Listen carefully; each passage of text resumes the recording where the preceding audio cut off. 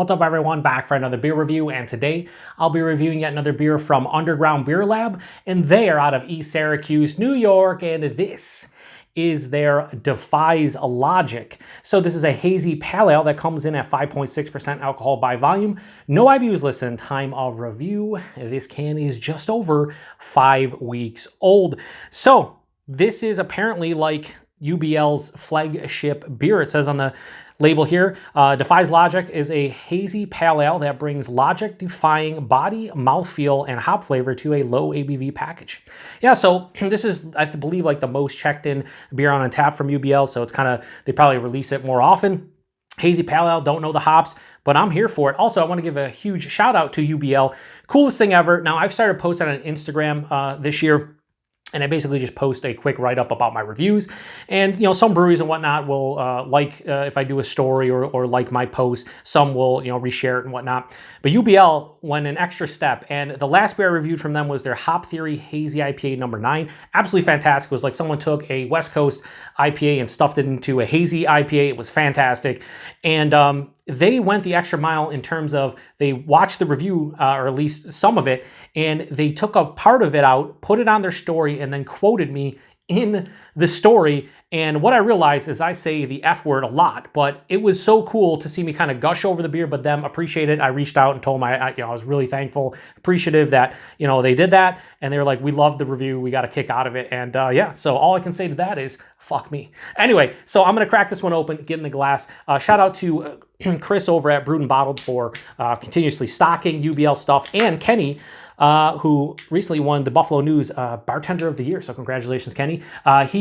Last time I was there, he picked out the Hop Theory, which was a great selection, and this. I picked them both up at the same time. So we'll see if I have as much success with this as I did with the Hop Theory, but I'm looking forward to it. So we're going to give it a pour here into the Upstate Brewing Company glass. I'm trying to go a little bit more aggressive to get ahead, but that may have not been a smart play based on the head being as big as it is. But it looks all right. One thing I've noticed about my pours, but also a lot of the beers and whatnot, head retention is quite poor a lot of the time. So I'd rather have a beer that has a fucking 3 or 4 finger head than one that has a thin film. Just personal preference, of course, and that's, you know, how it is. So that is definitely a hazy beer of some sort. Has that beautiful honey orange color, a little bit lighter, maybe some tinges of like a golden color. 3 fingers of an off-white, super compact looking head. It definitely has some soap sudsy look to it, but it's also really not going anywhere. A little bit of creaminess, but yeah, murky, turbid, the whole 9. What you expect from the style. Looks fantastic. So let's get a nose. Again, I have no idea what the hops are in here, so I guess we'll try to figure them out.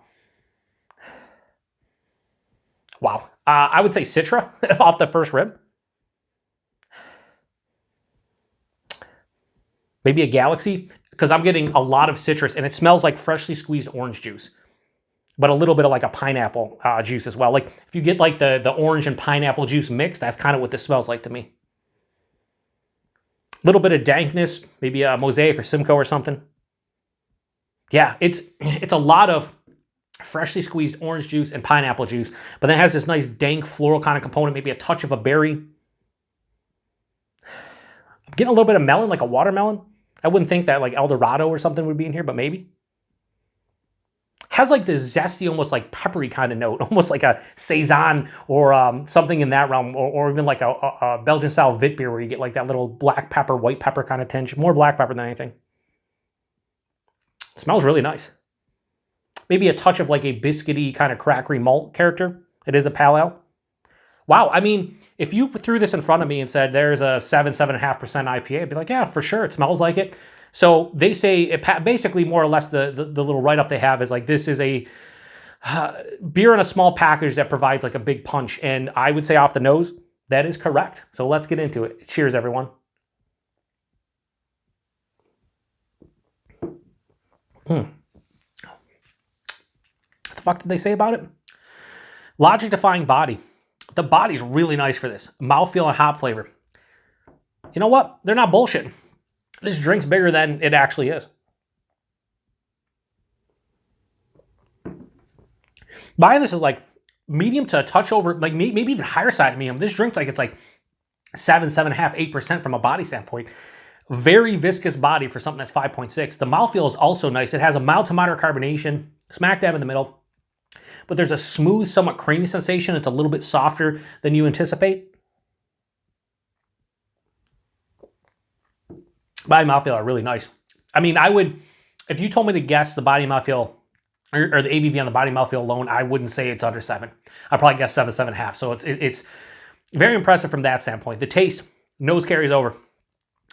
Forefront, biscuity, more of like, actually I take that back, more crackery, and a little bit of a biscuity malt note. Dives underneath the palate with me the entire way, but it's just propping up the hop character.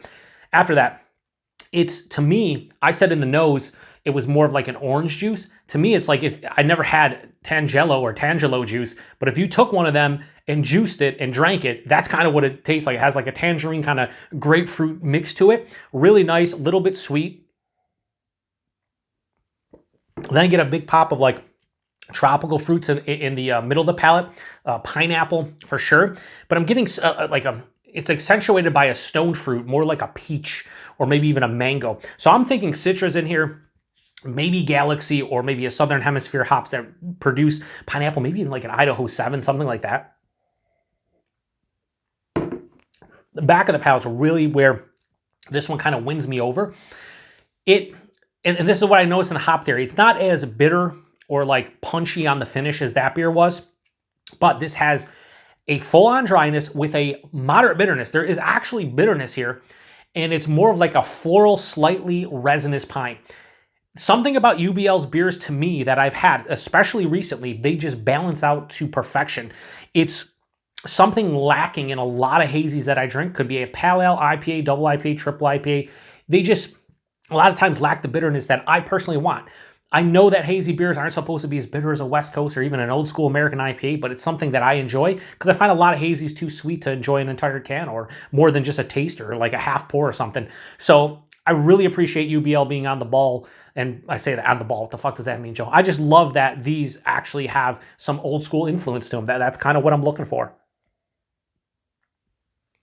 At 5.6%, you can't taste on like alcohol, but again, I would guess 7, 7.5% easily if I was doing this blind. Look at the fucking glass lacing too.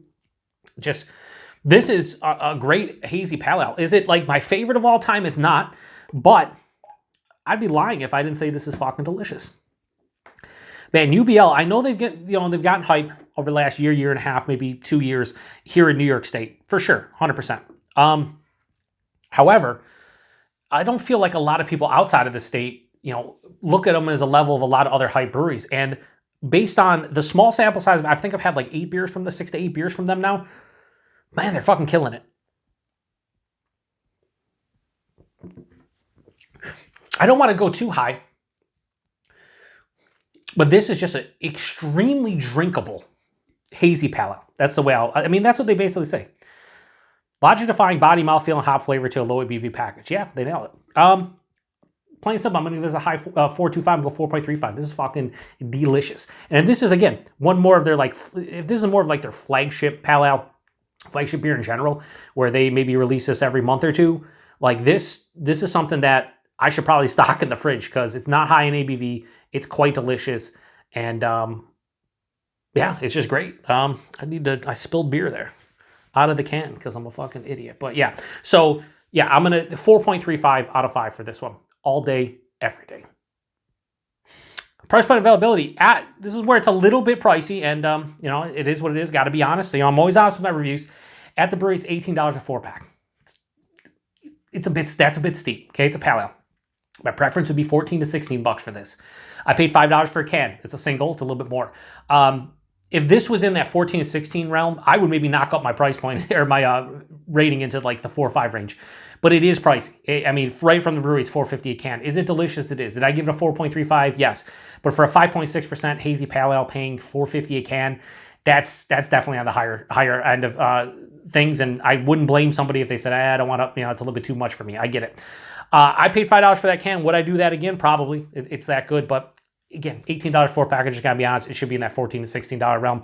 I know, again, most of their stuff as well, like, again, some of the other IPAs I've had from them is $20 for a pack, and they're like 7.5%. So I don't know. It's in the eye of the beholder. It's a bit pricey for me, bit rich, but it is what it is. And availability to UBL, I know they're available in New York State.